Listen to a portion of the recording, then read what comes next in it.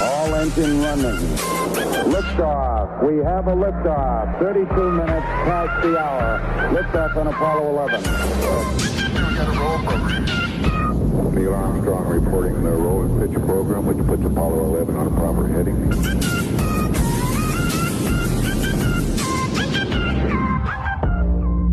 And a very good time of the day to you listening to The Void Show out there right now. Thank you so much for tuning in. Thank you so much for joining us today. Believe you me, we are on a quest, right? And this happens to be the most adventurous quest of all time. So you are in for a treat today, right? So you better fasten your seatbelt.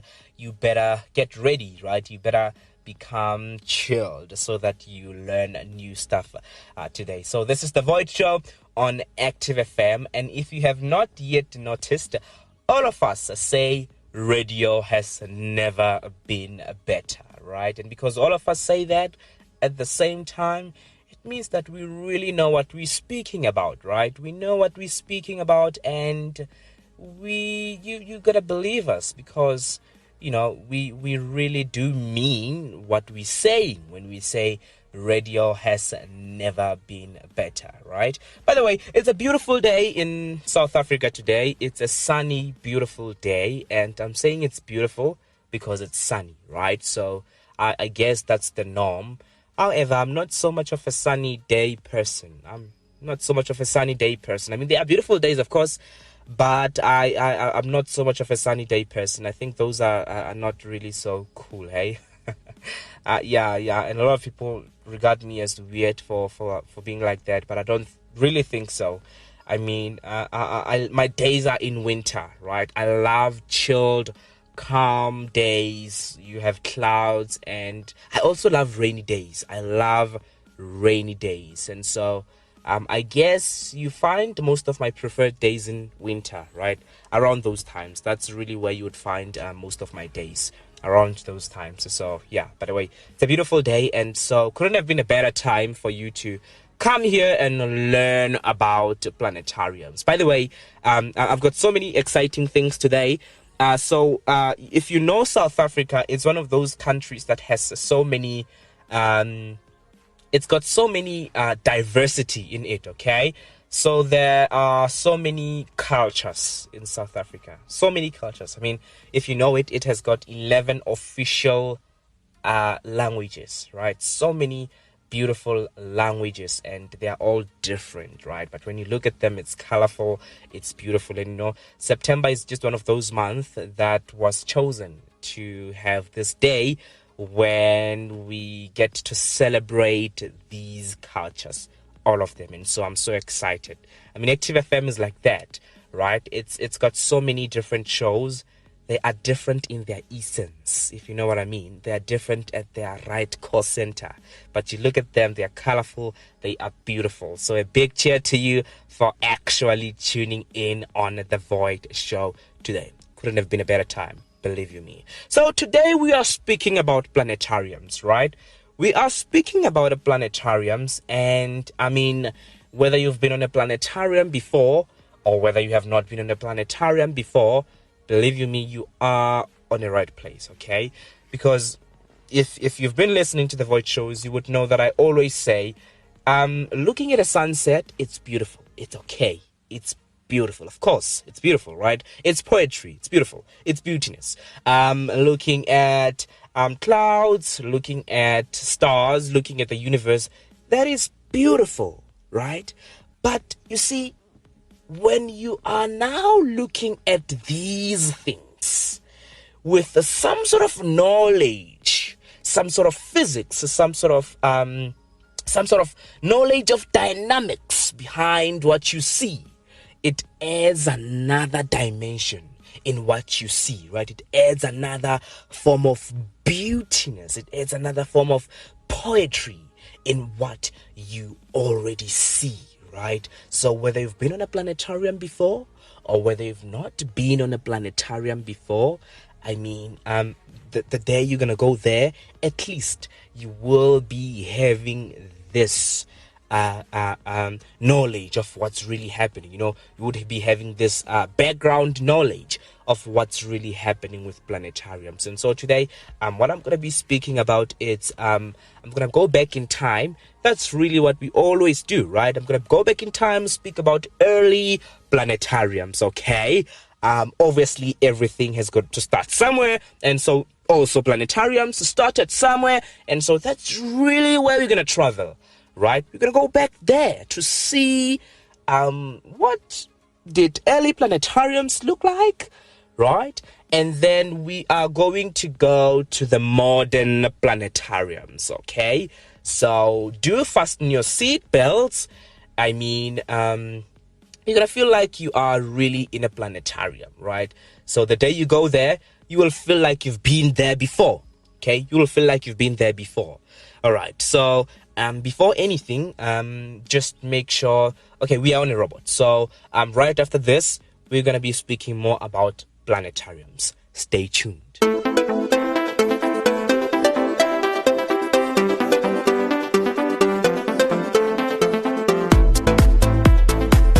Active FM radio has never been better.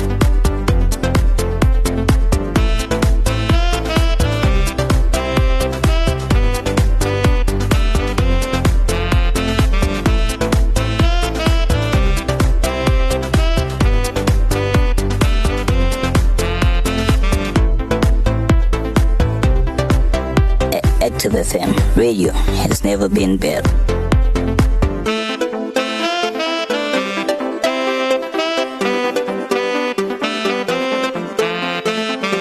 Beautiful. Okay, so remember that we're speaking about planetariums, right? So I mean, think of you are now going to a planetarium, right? So you are going to a planetarium and it's early in the morning. So you are leaving your house in your car and you're on your way, and 30 minutes later, eventually you get to the planetarium. And so it's beautiful. You see it on the outside. It's beautiful.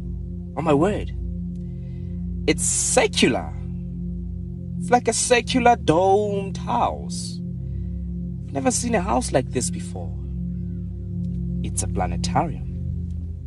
So you go on the inside and you're not late. And we will assume that you have already paid for your ticket online, right? So the doors open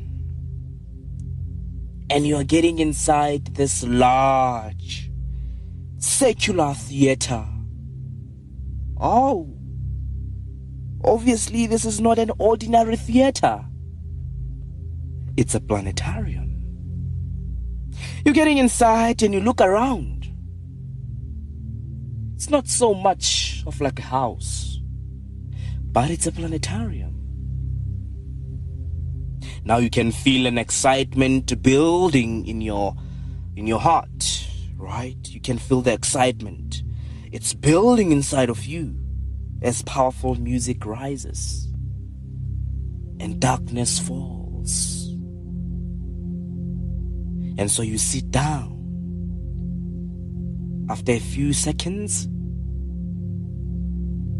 oh my word, you look up. And you are now surrounded by stars. But where are these stars coming from? It's a planetarium. Darkness falls upon deeper. Oh my word, it's stars. You remember Andrew spoke about constellations.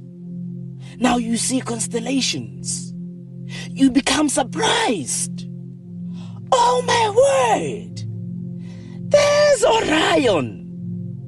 I remember Orion on the Void show, they spoke about it. There's Orion there!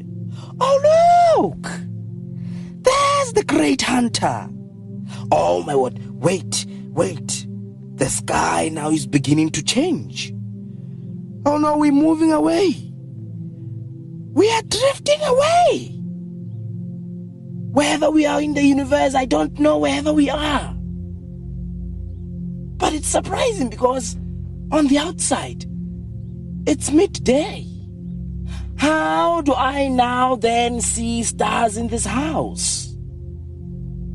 Doesn't this house have a roof?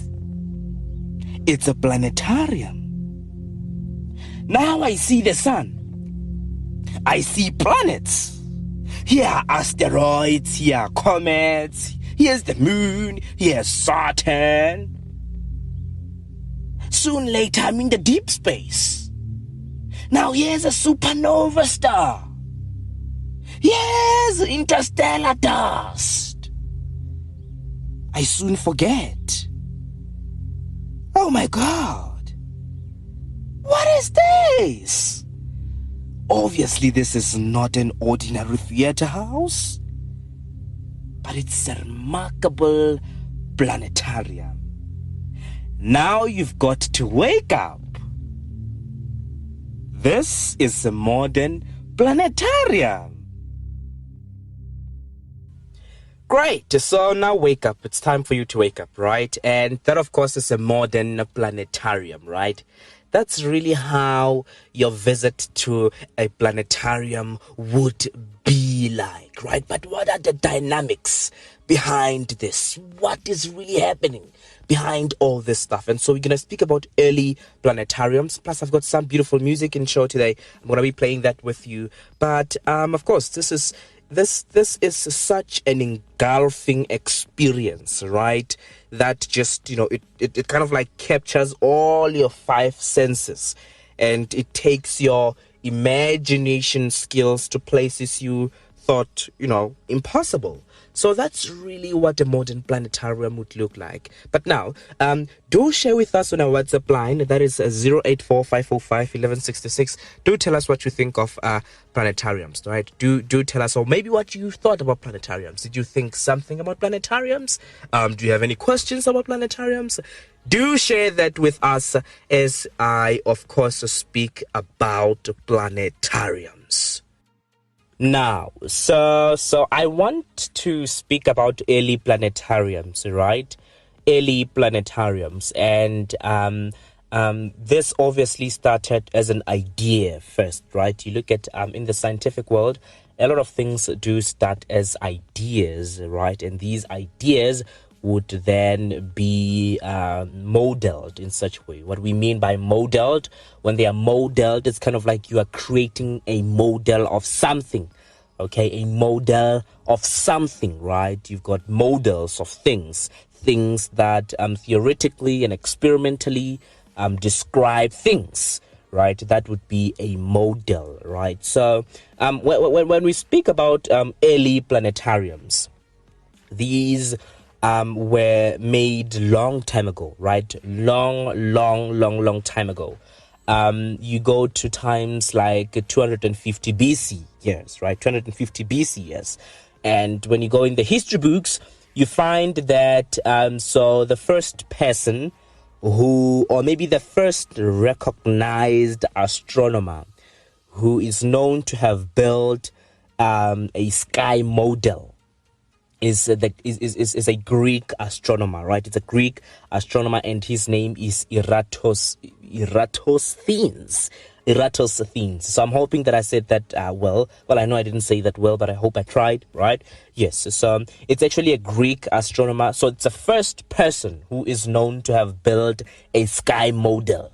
So what is a sky model? It's a model that that represents the sky, right? So you look at this model, it describes the sky and its dynamics, okay? So that's really what we mean by the sky model. So it's a Greek astronomer, and this was back in like 250 BC, right? So he's, of course, the first Greek astronomer to have built a sky model. And so, of course, that's when, a thought for planetarium started around those times. And so when you look his sky model, these people are so intelligent in a way, right? You look at his sky model. And I will definitely post a picture of how his sky model looked like on the Void Show page. That is at the Void Show with Andrew, right? So you look at his device or his sky model. It was a metal sphere, okay? So you know what is a sphere, right? It's a ball, some sort of a ball, right? A ball is a sphere. So it was a metal sphere, right? Metal. It was a metal sphere, okay? And this metal sphere was surrounded by rings. Okay, it was surrounded by rings, so many rings. Remember last week you spoke about Saturn rings, so rings are something like that. It was surrounded by rings, and when you look at these rings, they actually moved at they moved on. So some rings could move on one axis and others could move on other axis, right? So they were moving in that opposite ways. And so these rings represented the paths of the sun and other planetary bodies. So obviously when we are on Earth, you look up in the sky, what do you see? You see stars, you see the sun, you see the moon, and obviously there are paths, okay, that these bodies are moving at, right? That these movies are moving in. And so it was a metal sphere. I guess we would say that it represented Earth. And of course, you would have these rings around the metal sphere, and these rings would represent what? They would represent the paths of the sun, the moon, and other planetary bodies, right? And so those kind of sky models were then called armillary spheres, okay? We're going back in time here and we're speaking about early planetary models, right? Those were called armillary spheres. But then later, a few years probably after this Greek astronomer Eratosthenes, there was a mathematician. He was also a Greek, right? He was also a Greek mathematician. And so he also invented, he invented like an armillary sphere, right? What is an armillary sphere? It's this thing that I'm speaking about. It's like this sphere, metal sphere, around it, it's rings. It's surrounded by rings, right? So he built the same thing. But what was impressive about these, his armillary sphere was that it was powered by water. Can you believe it? It was powered by water. And, you know, this kind of, the one that he built, it is said that it was so accurate that it could predict, or it could actually produce exact paths of celestial bodies. And what we mean by it was so accurate, we mean that it even reproduced things like eclipses, right? So when you would have the moon in front of the sun, it would produce things like that accurately, right? And so that was built by who? By a Greek mathematician, right? I think his name was Archimedes, somewhere there, right? These are Greek names, are pretty difficult, but that's really when we go back to the history of early models of planetariums. So these models were pretty, it was like a lot of models that were done, okay, for early planetariums. I can literally end this whole day speaking about those models. However, the first planetarium theater, right, the first planetarium theater was built in 1657. Okay, in 1657, it was built by someone called Andreas. I forgot his surname, but it was built by someone called Andreas, right? And so it was pretty much going to those. It was going to those sky models that were done before, because when you look at the kind of a planetarium theater that he built, it was some sort of a large globe, right? It was some sort of a large sphere, right? And this large sphere, it was made in such a way that people could actually climb on top of it, okay? It was made in such a way that people can actually climb inside this large globe, right, of a sphere.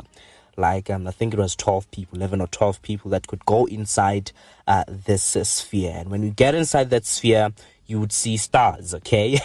You see stars, they are fixed, right, in the inside of the globe, right? They're fixed in the inside of the globe, and they're moving. Planets are actually moving, and people would just go there and they would sit inside and they would actually gaze these artificial stars and planets as if like they are sitting under a perfectly clear night sky, right? And so as years went by, scientists, they continued to build such planetariums. And obviously as inventions and innovations come into place, and they obviously became more and more modern. And up until the 20th century, when the Chicago Academy of Science built the last of these early planetariums, right? So that's really a bit of a history on early planetariums. And so I'm gonna play you this beautiful gem right now. Hopefully you enjoy it, right? So that you do what you take and you digest what we just spoke about right now, that engulfing experience, right? Early planetariums, how they were actually made. So I'm gonna play you this beautiful gem, and right after this gem we're gonna be speaking about modern planetariums, and there will be pictures. I will post pictures on our page to show how early planetariums looked like. Okay, that's what I will do. But now here's a gem, beautiful gem by Cam Clark, saying to you, see it through. Enjoy. I can't see it through. You make mountains move. Waterfalls cry too. I can't see it through. You carry the truth. Overhaul the news. They will know it's you. Now I can see it through. You make mountains move. Waterfalls cry too. When I can't see it through. No, I can't see it through. I can't see it through. You make mountains move. Waterfalls cry too. I can't see it through. I can't see it through. You make mountains move. Waterfalls cry too. I can't see it through. When they gave 2020, they said keep change, keep the energy. This will only delay. These days, fast forward over replay. They was hoping that the kids would have freeze frame. Recharge, re-implement, just repay. Bigger debts than our lives had the fee waived. Appreciated freestyles on the freeway. But when the lyrics come short, let the beat play, yeah. Music don't heal, music don't heal. High five to the culture, that's real. 6 years in the game and a whole lot of pain. But the pain ain't the same if I can't feel. Can you fight tears? Can you fight fears? Will you give up if you fight years? If it's all for the music, I'm just babbling for nothing. If you actually about it, drop it all and let's do something. I can't see it through. You make mountains move. Waterfalls cry too. I can't see it through. I can't see it through. You make mountains move. Waterfalls cry too. And of course, that was a beautiful jam, See It Through by Cam Clark on Active FM. It is a radio station that is active, and we say radio has never been better. If not, Christ music is hot music, right? If you hear that, know that you're on Active FM, as I welcome you back on The Void Show. If you are here, it means you are loving this engulfing experience about planetariums, okay? So that's really what we're speaking about today. It is about planetariums, and we are keen to see some of your questions, comments, whatever you have to say about our show today, or, you know, whatever you really think about planetariums. So do send them through on our Facebook page. Our handle is at The Void Show with Andrew. Don't forget to like and follow the page so that you do not miss any episode from The Void Show, really, right? So I am your show host, Andrew, and we are on a quest today speaking about planetariums. Now, if you have just scrolled to this point, you surely have missed a lot, because right before this beautiful jam, I was speaking about early planetariums, right? And I should do say that it's not only ending there, but planetariums have a very rich history that extends long back in time, okay? So it does not only end where I ended it, but it really goes, it's very extensive, okay? It's very extensive, and hopefully in the future I'll have a chance to speak about it again, right? But right now I want to speak about modern planetariums, okay? Modern planetariums. That's really what I want to speak about. And if you've seen a planetarium, or maybe if you've never been to a planetarium but you've seen it, I guess when you hear the name planetarium, what would usually come in your mind would be that circular house with a domed shape, right? That's really what you would think about, right? I mean, that's okay, but the reality is it's more than that, right? It's not just that doomed house, right? It's more than that, but it's a place where the universe is brought to us, okay? This is a place where heavens are brought to us, right? It's a place where stars, it's a place where planets, asteroids, comets, celestial bodies can be realistically viewed, right, in the middle of the day. That's really what it is. I mean, you can literally go there in the middle of the day, but yet you can see the universe like it's midnight, right? So that's really how planetariums are. So I mean, I'm sure you get a feeling now that it's more than just a circular house that looks like a traditional house, okay, cultural house or something of that nature, but it's a place where you can literally view the universe in real time, okay? So to speak about modern planetariums, and this is what I want to end with, okay? To speak about modern planetariums, so I want to speak about maybe who were the first people to build these planetariums, right? I mean, if you've seen a planetarium now, 2020, there's a high probability that it's a modern planetarium, okay? It's a modern planetarium. So there would be early planetariums. I'm not sure if they're still here, but surely there are, for purposes like museums, for purposes like to see what they really looked like. But if you have seen it in 2020, it is surely a modern planetarium, right? And that's what I want to speak about right now. Like, we're the first people to produce those kind of planetariums, right? And so those kind of planetariums were developed in the early 1900s, okay? In the early 1900s. And so people who are like at the forefront of people who, or scientists who produced these kind of planets, two people actually. It's Dr. Max. I think Max Wolf. Yes, Max Wolf of the Heidelberg Observatory. Okay, of the Heidelberg Observatory. And I don't know if it's Doctor, but his name is Walter. Yes, his name is Walter. However, where you may pronounce it, but his name is Walter. And he was from... So he was working in a company in Germany, right? In Germany, Jena. That's where he was working. And actually, those two men are the first to kind of like envision and design the modern projectors for modern planetariums. Okay, so that's really where it goes back to.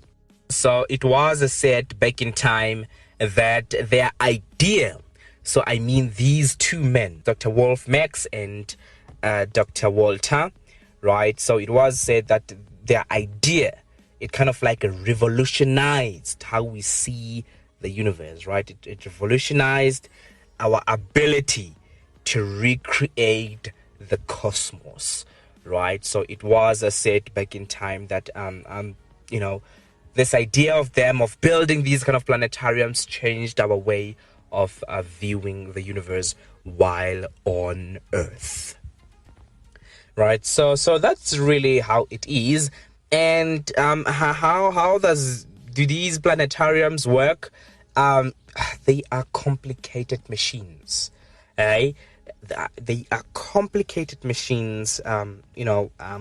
There's optical mechanics there.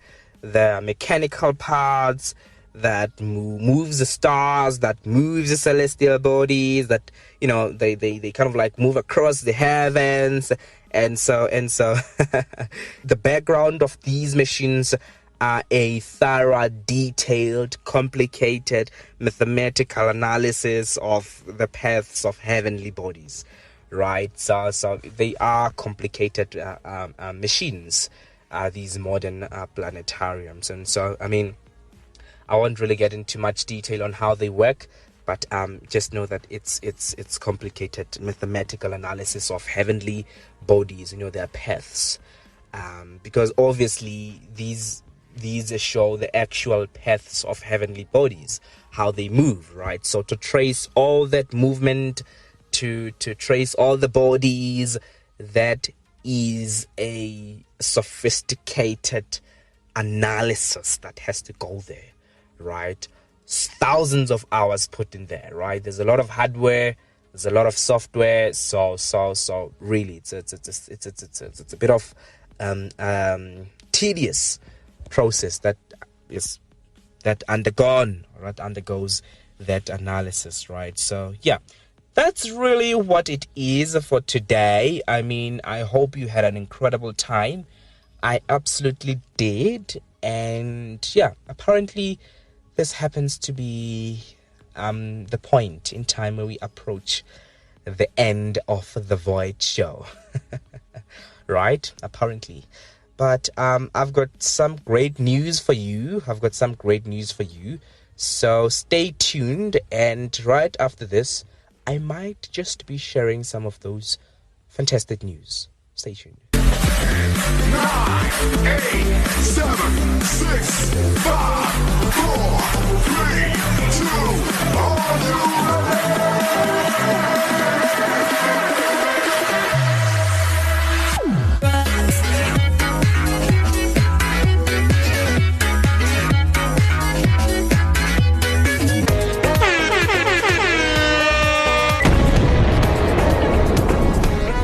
You can stream Reactive's very own The Movement album on Spotify and Apple iTunes. Reactive is a movement.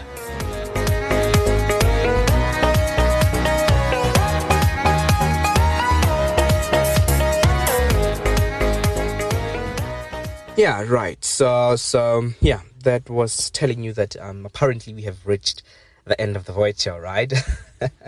Nevertheless, I had an absolutely fantastic time. I enjoyed my time learning about planetariums, okay? So I hope you did. It was an incredible time, right? It was a magnificent experience that you had, right?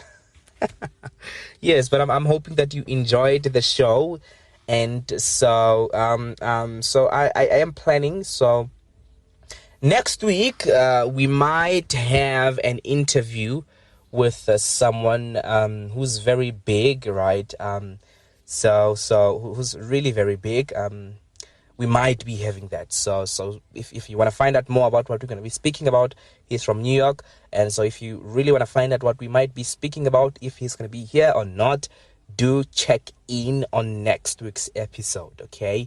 So yeah, that's great news that I wanted to share with you. So, I mean, I hope you had an amazing time. Active FM is literally everywhere. Gab, Pala, we there, everywhere. iTunes, you name them. Spotify, name them. We there. We know what it looks like. So, we there. Just check us there. You'll find us. It's The Void Show, Active FM. On Facebook, it's at The Void Show with Andrew. You'll find us there. So, yeah, we there. We know what it looks like. Yeah, our WhatsApp line 084-505-1166. Otherwise, you can find the code to that WhatsApp line on Instagram. It's at ActiveFM777. So I love and appreciate you for tuning in. And from me, myself, and I will definitely be seeing you next time, same place. enjoy and have an amazing week ahead of you. Active FM. Radio has never been better.